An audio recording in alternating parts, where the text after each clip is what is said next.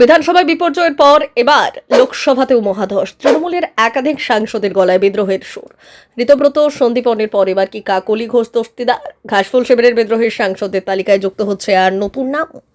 এক তৃতীয়াংশ বিধায়কের পর এবার সিংহভাগ সাংসদও কি দল ছাড়া? দল থেকে বিরোধী আইন এড়াতে বিদ্রোহীদের মাস্টার স্ট্রোক।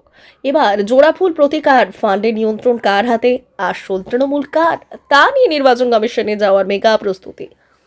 বিধানসভা ভোটে ভরাডুবির পর কার্যত বিপর্যস্ত তৃণমূল কংগ্রেস। একের পর এক নেতা বর্তমানে পুলিশের জালে, আর যারা এখনো দলের বাইরে নেই তাদের মধ্যেও অনেকের বিরুদ্ধে বিদ্রোহের সুর শোনা যাচ্ছে। ঘরে বাইরে রীতিমতো চাপে ঘাসফুল শিবির। রাজনৈতিক মহলের একাংশের মতে নির্বাচনী পরাজয়ের ধাক্কা সামলানোর আগেই নতুন নতুন সংকট সামনে এসে দাঁড়িয়েছে দলের জন্য।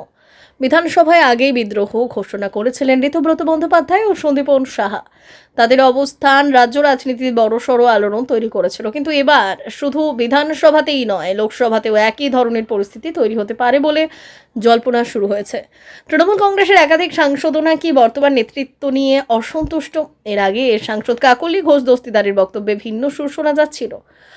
আজ এখন রাজনৈতিক মহলে গুঞ্জন আরও কয়েকজন সাংসদ প্রকাশ্যে বা আড়ালে নিজেদের অবস্থান স্পষ্ট করতে পারেন। প্রথম বিদ্রোহ ঘোষণা করেছিলেন ঋতব্রত ও সন্দীপন। এরপর তৃণমূল কংগ্রেস তার সাসপেন্ড করলেও পরিস্থিতি পুরোপুরি নিয়ন্ত্রণে আনতে পারেনি। কারণ দাবি করা হচ্ছে যে ঋতব্রতদের পাশে দলের এক তৃতীয়াংশেরও বেশি বিধায়কের সমর্থন রয়েছে। সেই কারণেই দলত্যাগ বিরোধী আইনের আওতায় তাদের বিরুদ্ধে ব্যবস্থা নেওয়া সহজ হয়নি। রাজনৈতিক পর্যবেক্ষকদের মতে সাংসদদের ক্ষেত্রেও যদি একই ধরনের পরিস্থিতি তৈরি হয় তাহলে দল আরও বড় সাংবিধানিক ও রাজনৈতিক চ্যালেঞ্জের মুখে পড়তে পারে। প্রশ্ন উঠছে, বিধায়কদের পর যদি সাংসদরাও মমতা বন্দ্যোপাধ্যায় এবং অভিষেক বন্দ্যোপাধ্যায়ের নেতৃত্বের বিরুদ্ধে বিদ্রোহ ঘোষণা করেন তাহলে কি হতে পারে? বিধানসভা নির্বাচনের ফল প্রকাশের পর থেকেই দলের অন্দরে অসন্তোষের খবর সামনে এসেছে। অনেকেই বর্তমান সাংগঠনিক কাঠামো এবং নেতৃত্ব নিয়ে প্রশ্ন তুলছেন। এই পরিস্থিতিতে দলের নাম, প্রতীক এবং তহবিলের নিয়ন্ত্রণ নিয়েও নতুন করে আলোচনা শুরু হয়েছে।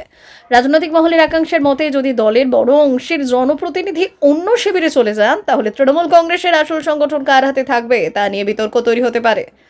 এমন পরিস্থিতিতে নির্বাচন কমিশনের দ্বারস্থ হওয়ার পথ খোলা থাকে। নিয়ম অনুযায়ী শুধু সংসদীয় বা পরিষদীয় দলের ভাঙন ধরালেই হবে না। নিজেদের প্রকৃত তৃণমূল কংগ্রেস হিসেবে দাবি করতে গেলে জাতীয় নির্বাচন কমিশনের কাছে আবেদন জানাতে হবে। নির্বাচন কমিশনের সচিবের কাছে লিখিত আবেদনপত্র জমা দিতে হবে। সেই সঙ্গে জমা দিতে হবে সমর্থনের চিঠি, প্রয়োজনীয় নথি এবং সংখ্যাগরিষ্ঠতার প্রমাণ। তবে এখানে শুধু বিধায়ক বা সাংসদদের সমর্থনই শেষ কথা নয়। দলের বিভিন্ন সাংগঠনিক স্তরের পদাধিকারীদের সমর্থনও গুরুত্বপূর্ণ।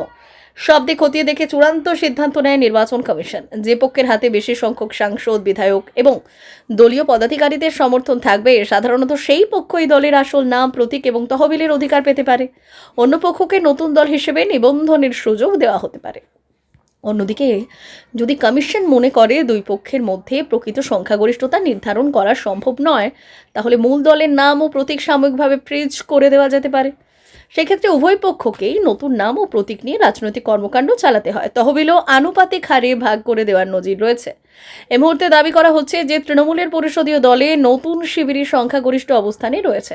ভবিষ্যতে সংসদীয় দলের একই ছবি দেখা যেতে পারে বলে জল্পনা। তবে সবচেয়ে বড় প্রশ্ন সাংগঠনিক কাঠামোকে ঘিরে। কারণ মমতা বন্দ্যোপাধ্যায় ইতিমধ্যেই দলের বিভিন্ন কমিটি ভেঙে দিয়েছেন। ফলে সংগঠনের কোন অংশ কার পাশে রয়েছে তার নির্দিষ্ট হিসেব এখন স্পষ্ট নয়। রাজনৈতিক পর্যবেক্ষকদের মতে বিষয়টি যদি নির্বাচন কমিশন পর্যন্ত গড়ায় তাহলে সেই সাংগঠনিক সমীকরণ অত্যন্ত গুরুত্বপূর্ণ হয়ে উঠবে। তবে শেষ কথা বলবে নির্বাচন কমিশন, আর কমিশনের সিদ্ধান্তে অসন্তুষ্ট হলে আদালতের দ্বারস্থ হওয়ার পথও খোলা থাকবে।